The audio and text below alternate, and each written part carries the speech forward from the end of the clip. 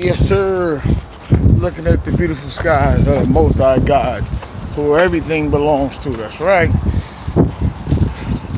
Anyway, yes. And this is one thing I know. Say if a knock put any of us just do a little bit. One thing nobody could deny about a knock is their emptiness in the head, and their stupidity. See, right, like many of us have went through, like I said, examples where we've had grown men cry over us having babies, grown men crying over whores, grown men, doing things that's just not correct, grown men gossiping, and things like that. Now but one thing we can always say is whenever you talk about God, like the Most High, the narcissist will talk about Buddha. Whenever you talk about anything, the narcissist will always flip it. So one thing you can say, if you're talking about sneakers, the narcissist is going to talk about shoes. If you talk about opinions, the narcissist is going to talk about facts. If you talk about facts, the narcissist talk about opinions. If you talk about something that your mother did that was good, all of a sudden all mothers do that. If you talk about something that you accomplished, all of a sudden you all accomplish the same thing. So that's one thing about a narc. Their play itself is the same. See, like us as empaths, some of us are very strong, some of us are stronger because of the actual opposition that we had to face. Because see, we went through them stupid examples I just named, plus too much more. You understand, right? Too much more. And like I said, so a narc is this type. You'll say, oh, you know what? Whoa, man, when somebody hate on me, woo, it's hard to get through that, but I always survive it. You'll say, oh, when people hate on me, I just ignore them. And you're thinking, well, I don't know, but right, you're like, first of all, don't nobody actually hate on you because you're a hater. But right, so everything you say, the narc always have an answer to it. Oh, well, I just do this and I just do that. And you're thinking, no, you actually don't do that because you don't even go through what I'm talking about. You know what I'm saying? And that's the thing about a narc, because see, if a narc really went through what you went through, y'all could have an actual conversation about it. Instead of having a conversation, the narc will say something stupid like, oh, well, we're all perfect, we all make mistakes. And you'll be like, well, that has nothing to do with what I'm talking about. Of course, we're all perfect and make mistakes. I'm born again and I'm not perfect and I make mistakes and I give to charity and I pray and I repent and I do a lot of things and I'm still not perfect. So me doing a million things will never make me perfect as well as not doing a million things. So my mistakes as well as the correct things I do in life, I'm still not perfect. You understand? And see, if you say that to them, they wouldn't even understand. They'll be like, doy. But that's why you let them know. Stop trying to excuse everything. Because if something's done good, then, right, if you say you do something good, you say, oh, well, we all do things good. And you're like, I don't know if we all do things good or not. This is just something I did that was good, or she did that was good, and we didn't say we were perfect. But see, that's the point. The narc just don't know when to stop. And then the narc always does what it do, and it never has a solution. It's like if a narc say, oh, did you fix your problem? Did you fix that? And this and that, and you're like, okay, like my mother, right? If I had a problem, my mother's gonna do her best to help me fix a problem. She's not gonna talk about a problem. See, that's the point. Like I said, the narc be trying to make a fool of you and your family on the down low. They could be family, but that's just what they be doing. Because they know that they don't follow the rules. What they do is they talk about the rules. They talk, like my mother, I was a spoiled kid. As far as my mother didn't play. Anything involving me, my mother was involved in it. Right, and that's the point. So you understand? She was involved in it. Same with my father, involved in it. Same with my grandmother, involved in it. Not talking about it, not sitting around a bunch of people gossiping. So see, when you deal with a narc, and you deal with real people, those that on your side are involved. When I say involved, I mean they're involved. Then I say, oh, well, I got involved in 2010, and then they live over 2010. When you're involved, you're always involved. See, that's the point. Right, it's like me when I say I dissolve from you, or I cut you off. You're cut off whether you want to be or not. Some people, they'll sit around and talk about, say, oh, he's just saying that, No, I'm not just saying that. When I say you're cut off, you're cut off. And you see, that's one thing a narc doesn't know what that means. A narc thinks cut off means you're accepted. That's the backwards of their mind, right? So and a narc is just like a baby. If you say certain words, like a baby will repeat what you say. If you say, you know what, it will say, example, I've never been played. The baby will say, you played. You played. You know, it's not he's saying you've been played. Right, but that's a baby. So the narc will actually hear you say, I've never been played, and say, oh, well, when you've been played, and you're like, okay, you don't hear correctly. Then you'll say, oh, well, you effeminate, this and that. Then they'll say, oh, well, yeah, you're an effeminate because this and that. And you're like, you know, like, right, like I said, so a baby can do that because that's how babies do. Babies hear words and babies don't understand. And sometimes it's not even narcs that do that one. Some people just, like, yeah, some people that's just, I guess, ignorant in their hearing, and that's what they do, right? So, but it's mostly narcs, though. You know what I'm saying? Because sometimes when you get, you know, sometimes a real person can understand real things. But a narc, whatever you say, they just feed into. They just feed right. So, a baby don't understand. So if you say, no, I'm not dirty, the baby say, you dirty. You know, say, oh, I'm not clean, the baby say, you clean. You know, say, I'm not perfect, baby say, perfect. See, right. So what narcissists do is they take words that they hear and then they just place them. So sometimes it don't matter how you using the word, as long as they hear the word, they're using it. They say, oh, you're a narcissist, you're condescending, you're this and that, you have an ego, you're arrogant, and you're like, okay, you know, and you're like, okay, since you're trying to play to be the perfect woman or man, they say, oh, I know it's not perfect, and you're like, okay, whatever, right? So since because right, remember, since you're saying I'm a narcissist, I'm egotistical, I'm arrogant, you're thinking, okay, so that means since you're so much class, you have so much class, you're so full of class, you were taught to have so much class. Why would you be around a person like me? That's what you're asking. So you see, and even with that, they couldn't even answer that. But then they'll try to jump to God. So, oh, well, Christ said, and you say, okay, well, Christ said not to be around. Christ don't want to have you around a narcissist because a narcissist is unclean. Right, you're like, didn't you know Satan was the first narcissist? And they'll say, oh, well, that's their opinion because see, they follow Satan. So you see that? So a Satanist also gives themselves away. And you know, and right, like I said, whether they mean to or not, it doesn't matter. A narcissist game is the most easiest game ever. Right, a narcissist, that's why I do this, because I know already, right, I know what to say, how to say it, and I know who will and who won't do, and what they will and won't do. I already know it. That's the beauty of when you have a card of the narcissist, or the narcissist around you, the ones that you know. That's the beauty of having their card. That's the beauty. But when you know you toss that Jezebel out the window, when you know you slain that narc, when you've crushed that head, just as Christ did the adversary. See, that's the point. So you already know who will do what. So you know, right? Me, like I know when I say if you don't follow God, I already know who's not gonna follow God, who's gonna try to come forth, and who's gonna do whatever. Like I said, they're putting their own life in danger. Because remember, you already heard the rules, so when you disobey the rules to follow God, that's on your head, it's not on mine. See, that's the point, and that's what, so I already know who's gonna do what, how they're gonna do it, and what they're gonna do. That's the point. And see, that's the thing, when you got like I said, when you got the narc where you want them, just for them flying and trying to be so much into your life, you understand? That you like, it's really, you look at you be like, for your sake, narc, it's not worth it. For your sake, it's not worth it because really, they already know the outcome. They just try and do things, right? But the thing is, they can never satisfy one another.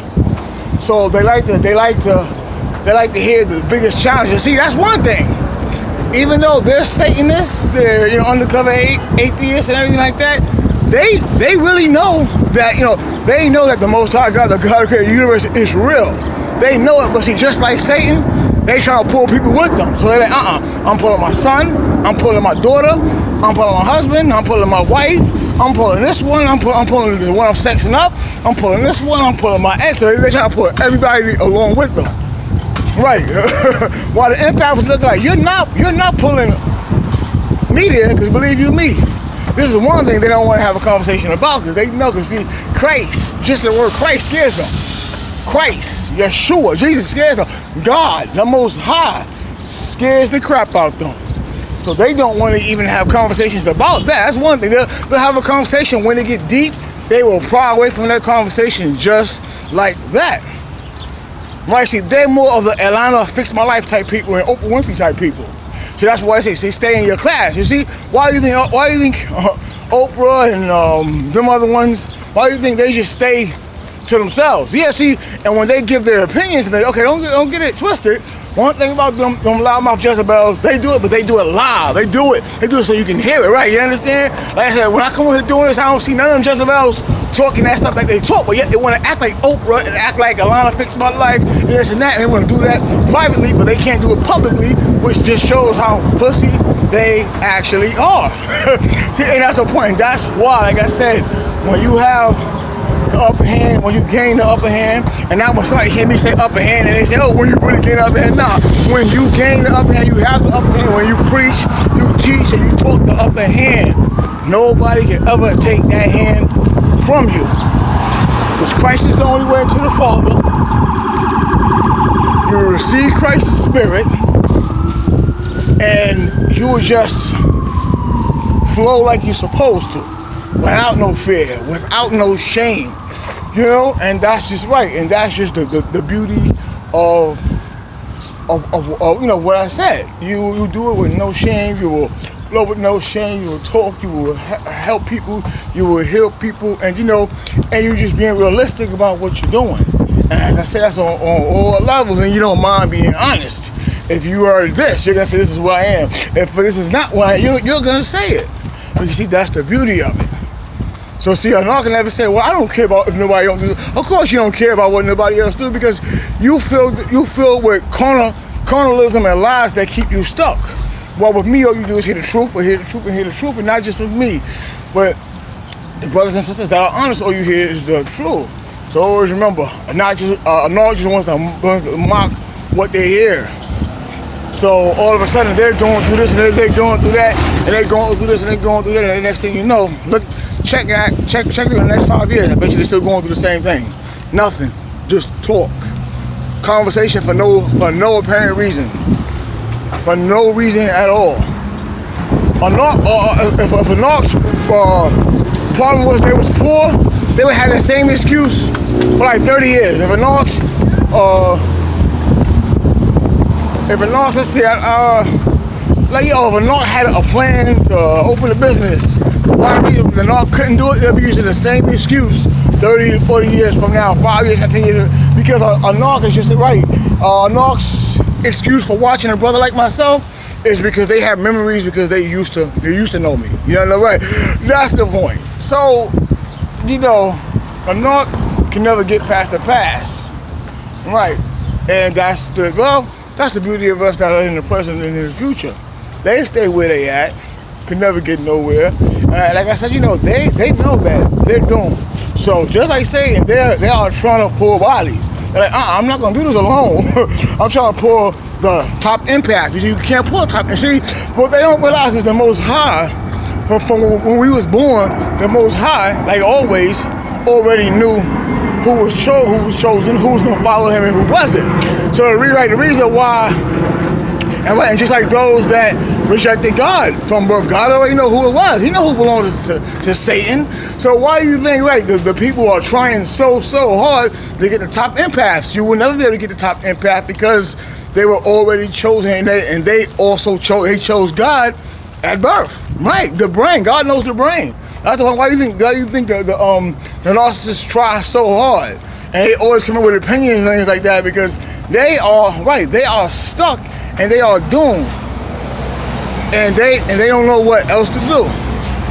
They stuck, and they are stuck. So they are still trying, right? They're still trying to do this. They're still trying to do that. They're still trying to get married and everything. If y'all both don't follow Christ, there's gonna be no wedding. If you don't do a lot of different things, it's just not gonna happen, right? You realize you can't make things happen on your own, and they wonder why things fail. It's because you didn't rely on God first. See, everybody's relationship with God and the Most High can be different. You know, we don't all preach and we don't all prophesy, but the real belief and the real love that you have is supposed to always show. Just like everything else, and that's how you know they really love nothing. Because see, if I don't love God first, the love I had couldn't emanate toward nobody, to be real with you. Like just like the saying goes, I truly love God with my heart, mind, soul, and strength. And that's me witnessing myself, knowing that. And that's the point, right? So that's why I can spread love the way I do it, right? So remember, when you when you hate God with your heart, mind, soul, and strength, just like Satan does, when you hate him that way, right? Remember, you can't really emanate love. You can emanate attention, and you can emanate people hating on you. So the reason why people gonna hate on you is because, like, the real Satanists that's admitting, the atheists that's admitting who they are, they don't like you because you're pretending to be this fake God body, this fake goddess, this fake this fake ass prophet, warlock, or whatever it is. You understand? So that's why people hate on you. Right? That's just your own kind hating on you. See, we follow God, so we hate the sins that you're doing.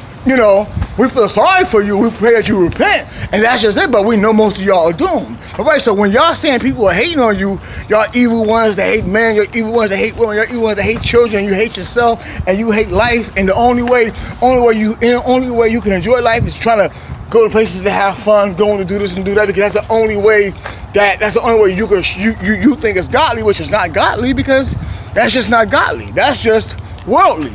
So by you trying to create life through these devices that you're trying to try to, it just goes to show why you hate. That's why you feel empty. Your child feels empty. Your mother's empty. Your father's empty. Your brother, your cousin, your uncle, all y'all empty. So y'all go to a little family gathering. All y'all really empty. Y'all pretend, oh, mommy, this, that. Y'all just pretending. You know what I'm saying? Y'all just pretending. And that's what it is, just a bunch of pretenders pretending to be happy, smoking a little weed, drinking a little 40. Some people probably winking at each other on the low, or whatever the case is, because you don't really have nothing going on in your life, and God's not in your life. So you already know that, right? You understand? So you already know that what y'all doing, y'all are each other's gods. Y'all are praising each other, whatever the case is, and pretending to love God. And now, because now that the elders are gone, now y'all can show out.